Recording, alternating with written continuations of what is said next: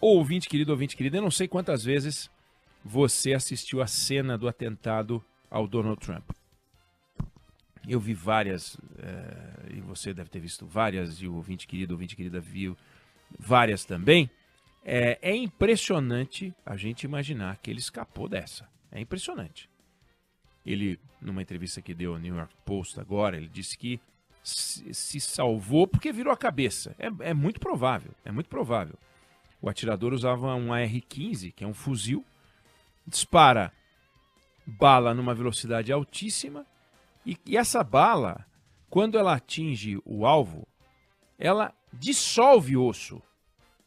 Ela dissolve o osso. Não porque ela tem um produto químico, não. É pelo efeito, pela energia dessa bala. Ela dilacera o que passa pelo caminho. Aliás, o caminho que ela percorre. Abre um rombo monumental.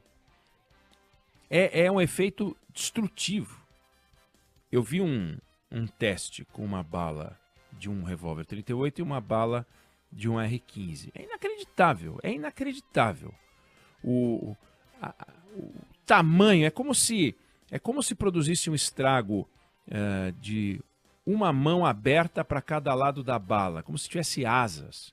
Essa bala entra no corpo, ela começa a girar, ela desce, então ela vai produzindo um estrago na proporção da lateral. A bala não é toda aquela bala gigante, um bom pedaço é pólvora, e sai uma bala numa velocidade absurda. Então, 1 centímetro a mais para a direita, 2, não sei. Ele teria morrido e as imagens dele teriam que ser censuradas pelo horror que o estrago iria provocar no Donald Trump, na cabeça do Donald Trump. Aí, especialistas e ex-snipers que foram entrevistados ao longo do final de semana, eles disseram que o atirador, por sorte, não tinha experiência. E que um atirador experiente não erraria o alvo a 150 metros, ou coisa parecida, que é a distância que estava o atirador, de jeito nenhum.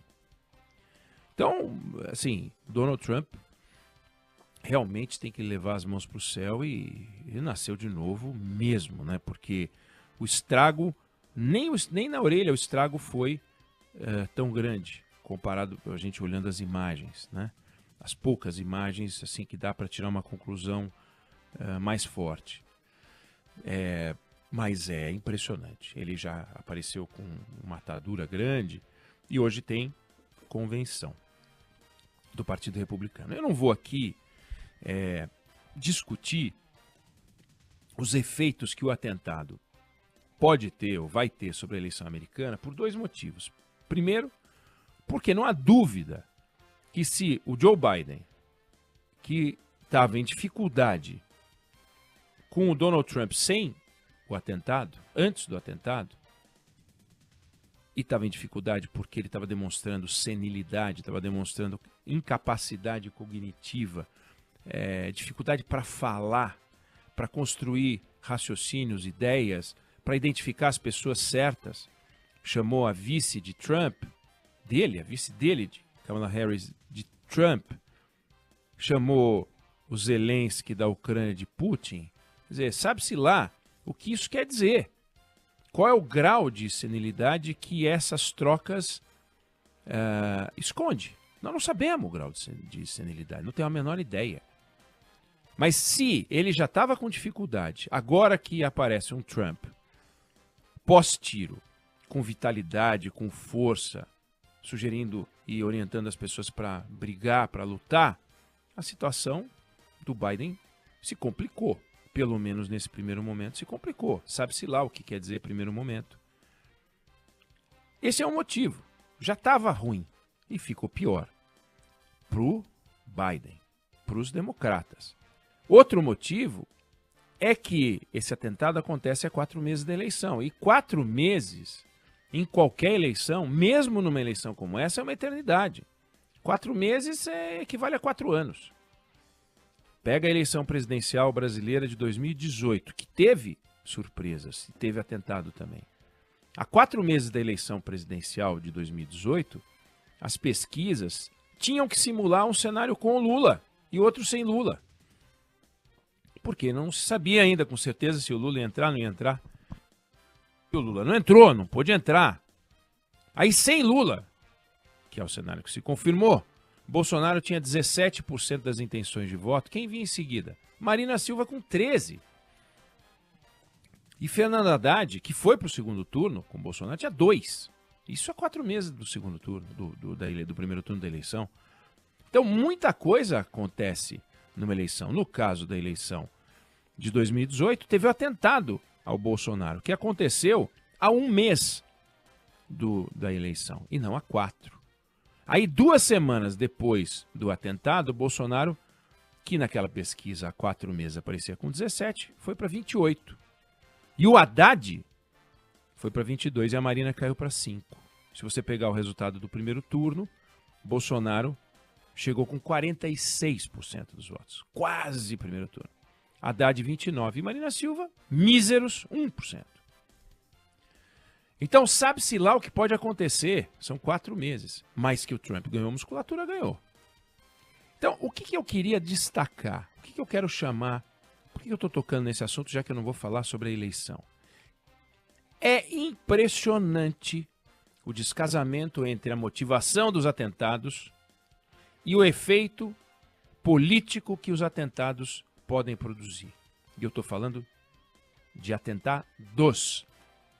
Vários atentados na história americana, na história brasileira.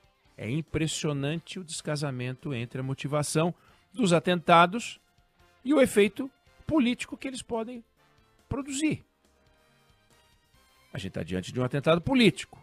Mas as razões do atentado, a gente não sabe ainda as razões desse cidadão aí, é difícil entender, vamos apurar, vamos ver o que vai aparecer. Elas não guardam uma relação direta com a disputa em curso.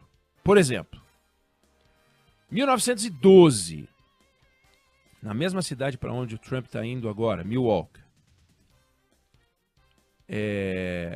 o presidente Theodore Roosevelt fazia um discurso e ele leva um tiro no peito, pá!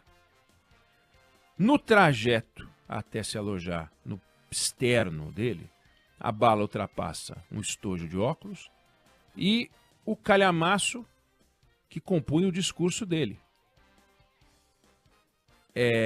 Ele continua a discursar, hein? Ele termina o discurso. Chega a fazer um humor ali, dizendo que ele pediria silêncio, porque não sei se vocês perceberam, eu tomei um tiro. Mas quem é que atirou nele? Era um dono de bar, chamado John Schrank, que numa carta que foi achada depois, ele dizia que tinha recebido uma mensagem do presidente McKinley, que foi o presidente americano assassinado também. Né? Também não, porque o Theodore Roosevelt não foi assassinado, mas que foi assassinado em 1901. Então o presidente McKinley, disse o atirador do Theodore Roosevelt, apareceu para ele dizendo o seguinte: olha, a culpa da minha morte é do Theodore Roosevelt. Então vai lá e se vinga para mim, por mim, né? Então ele foi lá, um dono de bar, e foi se vingar da morte de um ex-presidente americano que apareceu para ele dizendo que contava com ele. Entendeu? Olha a motivação. 1981, o presidente Ronald Reagan saía de um hotel, aí um maluco atirou 5 vezes contra o Reagan. 5, não acertou um tiro no Reagan. Nenhum. Mas uma bala que acertou a limusine presidencial ricocheteou, virou uma moeda e entrou debaixo da axila do Reagan. Ele perdeu metade do sangue do corpo dele. Até fez piada ao chegar no hospital, dizendo: espero que todos vocês, se referindo aos médicos, sejam republicanos. E um dos médicos que chefiou a equipe, que era democrata, disse: hoje somos todos republicanos. Mas esse sujeito era maluco, o que atirou. John Hinckley Jr. Ele foi preso. Na verdade, ele ficou internado, porque perceberam que ele era doido. Saiu em liberdade condicional em 2016 e desde 2022 vive numa cidade do interior dos Estados Unidos. E ele disse o seguinte: eu queria impressionar a Jodie Foster, uma atriz norte-americana, porque ele era obcecado desde que assistiu o filme Taxi Driver. Aí ele foi julgado no ano seguinte ao atentado, foi declarado inimputável penalmente e foi internado no hospital psiquiátrico. Aí ele comprou um violão, depois que ele saiu, começou a escrever música, mantém perfis em serviços de streaming, se alguém procurar o nome dele vai achar. Chegou a marcar alguns shows, chegou a vender ingresso, mas daí os shows foram cancelados por razões de segurança. É doido. Pega o caso do atentado ao Jair Bolsonaro, Adélio Bispo. A Polícia Federal fez 3 investigações, levantou todo o material. Maluco, beleza, doido, internado. Depoimento dele. Ele diz o seguinte: eu queria matar Michel Temer. Mas ele recebeu um recado de Deus para atentar contra a vida do Bolsonaro. E explica que ele foi procurado pelo FBI em 2016, que queriam saber quem era aquele cara que fazia postagens na rede social. Ou seja, o FBI o procurou, olha só a cabeça desse cidadão. Foi procurado pelo FBI. E ele estava tentando ver se o policial americano, que certa vez, segundo ele, apareceu ao lado de um dos filhos do presidente Bolsonaro, era o mesmo que anos antes tinha aparecido para ele em Camboriú, Santa Catarina, em 2016, quando o Bolsonaro nem presidente da República era, nem candidato, nem nada. E ele ainda explicou, os americanos são complicados, e a maçonaria também. O Bill Gates é laranja da maçonaria. Neste momento, eles estão ouvindo esse nosso depoimento, porque eles ouvem tudo. Eles têm um esquema de segurança mais forte que a Polícia Federal, que o FBI. Esse é o Adélio Bispo. Se a gente pegar a história brasileira, a gente vai encontrar, muitas vezes, não um maluco, mas um disparo provocado por algo que não guarda relação com a política nacional. Por exemplo, a Revolução de 1930. Ela começa depois da morte daquele que compôs, que era o vice na chapa de Getúlio Vargas, né, que foi candidato, aliás, que era candidato a vice-presidente, com Getúlio Vargas, venceu o Júlio Prestes, que era um candidato ligado ao Washington Luiz. O Getúlio Vargas perdeu. Getúlio Vargas tinha sido ministro da Fazenda do Washington Luiz. João Pessoa era o vice dele. O João Pessoa, que tinha sido governador da Paraíba, tinha uma desavença com um advogado chamado João Dantas, lá na Paraíba. O assunto da Paraíba não tem nada a ver com a política nacional. E o jornal A União da Paraíba, que tinha ligação com João Pessoa, publicou documentos de uma invasão que foi feita ao escritório do João Dantas e começou a divulgar o material que estava ali. Entre esses documentos todos, cartas que ele, João Dantas, trocava com uma mulher.